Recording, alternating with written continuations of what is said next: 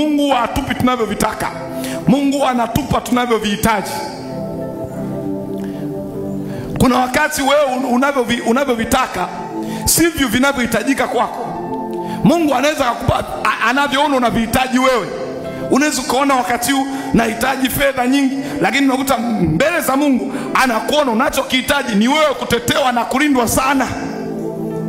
Maana usipotetewa na kulindwa sana, hata hizo fedha hautazifaidi, utakufa.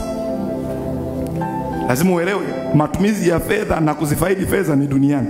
Mbinguni hakuna matumizi na hakuna faida yoyote ya fedha. Mara nyingi nawaambia vitu vizuri vyote vya duniani viko duniani na utatakiwa uvile duniani. Usije ukasema nikivikosa hapa duniani taenda kuvipata mbinguni. Hicho kitu hakipo. Sema amen. Sema amina.